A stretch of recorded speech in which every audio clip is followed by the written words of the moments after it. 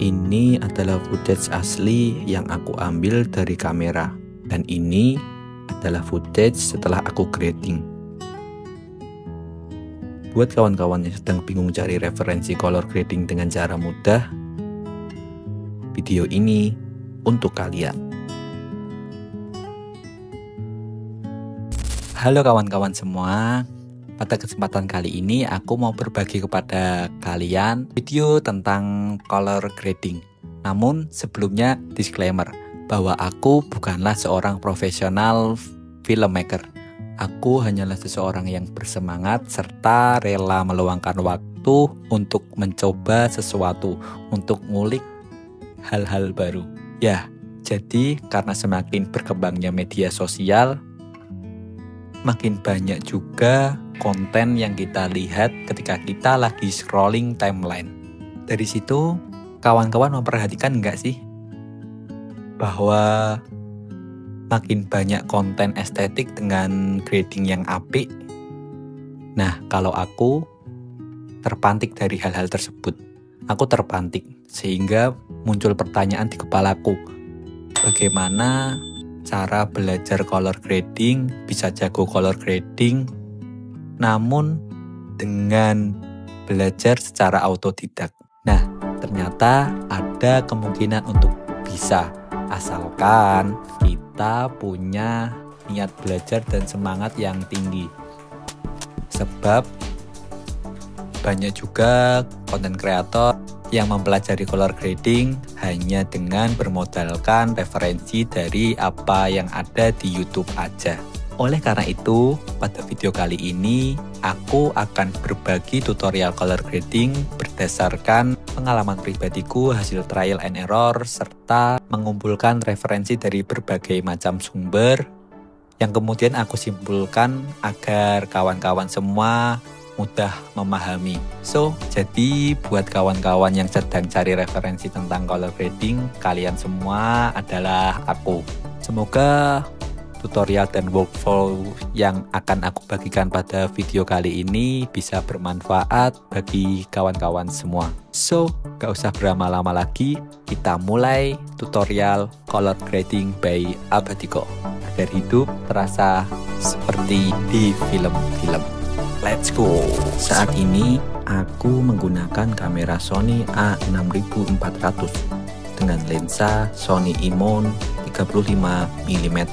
Untuk aplikasi editing dan color grading, aku menggunakan DaVinci Resolve dan Enhancer Film Emulation. Finally, mari kita masuk ke proses color grading dan workflowku bekerja.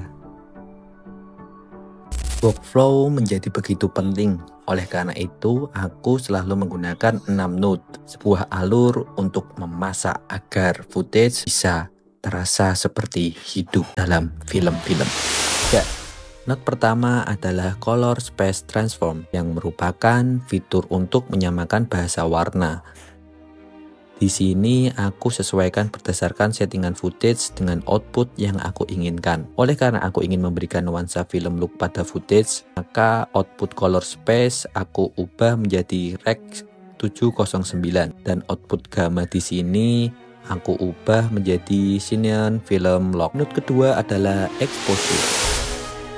Di sini aku akan mengubah exposure secara keseluruhan menggunakan fitur offset. Kenapa demikian? Karena aku ingin mengubah shadow, midtone, dan highlight secara bersamaan dengan perubahan minor tanpa merusak salah satunya.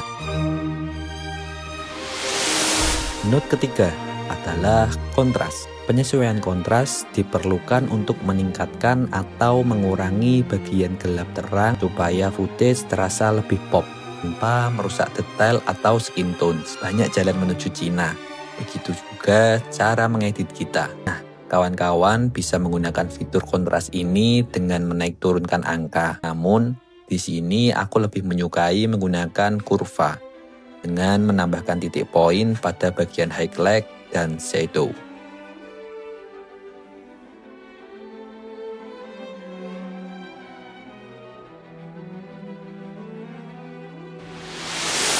Untuk menyeimbangkan suhu warna, kita perlu mengatur white balance pada node keempat. Sini aku akan menggunakan fitur offset. Meskipun kita bisa aja mengatur masing-masing dengan menaik turunkan temperatur dan tint. Nah, kenapa aku pilih fitur offset? Karena fitur ini lebih memudahkan kita menyeimbangkan warna tanpa merusak detail keseluruhannya.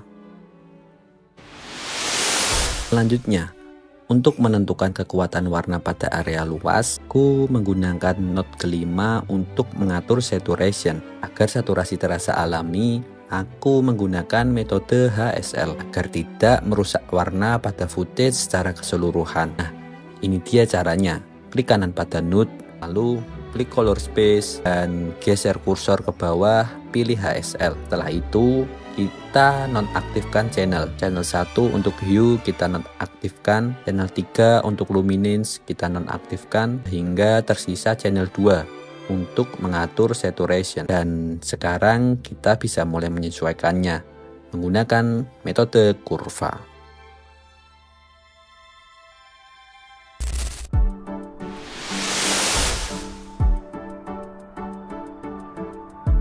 Ya, setelah langkah 1 sampai 5, sekarang saatnya untuk menciptakan keajaiban warna.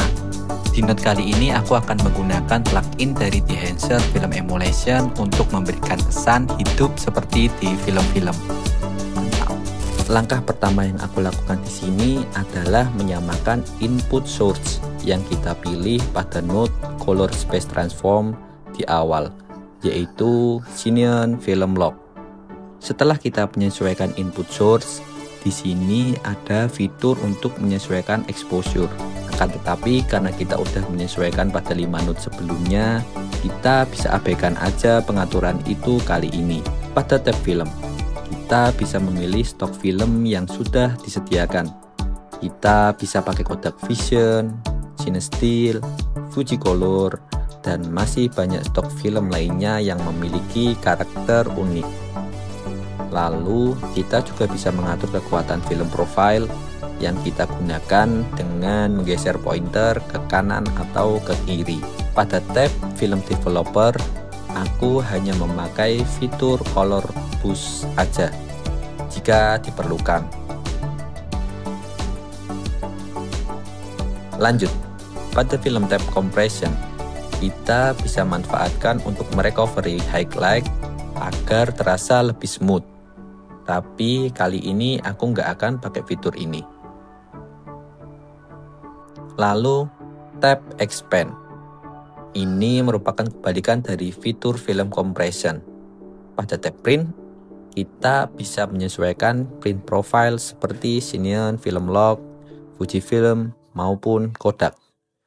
Dan aku lebih suka menggunakan Kodak Print Film karena ini merupakan print stock paling populer dengan karakter kontras dan saturation yang kuat. Nah, di sini aku mau menekankan nih pada kawan-kawan semuanya tentang bagaimana proses color grading itu dikerjakan. Menurutku tidak ada aturan baku mengenai apa aja yang harus disesuaikan. Semua kembali pada mata, kepada rasa, terhadap suasana yang ingin kita bangun pada footage atau video kita. So, di sini izinkan aku untuk menjelaskan bagaimana fitur plugin pada Dehancer Film Emulation yang banyak membantu proses editingku. Let's go. Selanjutnya pada tab Color Head, kita bisa menyeimbangkan warna pada fitur yang sudah disediakan seperti warna kuning, biru, magenta, hijau, cyan, dan merah. Lalu kita juga bisa menyesuaikan kembali antara shadow, midtones, dan highlight. Next, film grain. Di fitur ini kita bisa menambahkan efek butiran film. Kita bisa menyesuaikan mau seberapa halus dan kasar grain yang kita inginkan. Kalau aku sih lebih suka pakai 35 mm dengan ISO 250. Untuk amount, aku sering pakai pada kisaran 20-30 aja. Pada tab halation, kita bisa menambahkan efek cahaya merah pada bagian dengan highlight terang. Lalu pada tab bloom, kita bisa menambahkan kesan seperti efek dreamy look. Lalu pada tab film image, kita bisa menambahkan kesan vintage pada footage kita seperti ada goresan atau serat-serat kecil gitu. Selanjutnya, pada tab film breath dipakai untuk menirukan ketidakstabilan warna dan cahaya yang terjadi di film analog saat dipindai. Lanjut, pada fitur get wave, kita bisa bikin footage bergoyang gitu, akibat dari ketidakstabilan mekanik film. Lalu pada tab overscan. Nah, dalam film analog, saat kita men-scan atau memproyeksikan film, biasanya nggak cuma area gambar utama yang ikut tampil, tapi juga ada pinggiran frame film dapat berupa sisi hitam, tepi berlubang, atau garis frame.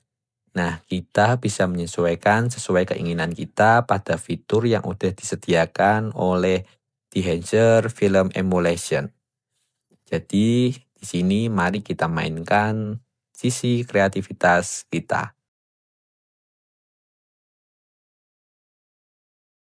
Terakhir adalah tab vignette. Di sini kita bisa bikin efek gelap atau terang di tepi frame. Nah, ini bisa bikin perhatian penonton fokus ke tengah footage yang sedang berjalan. Dan ya, itulah 6 node workflow yang aku gunakan.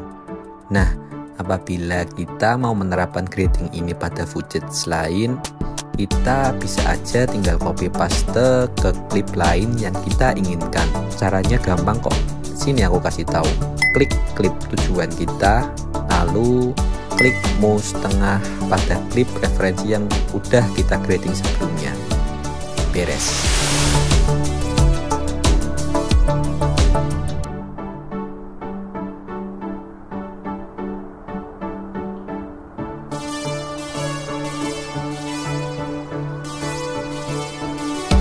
Nah, ada tambahan nih.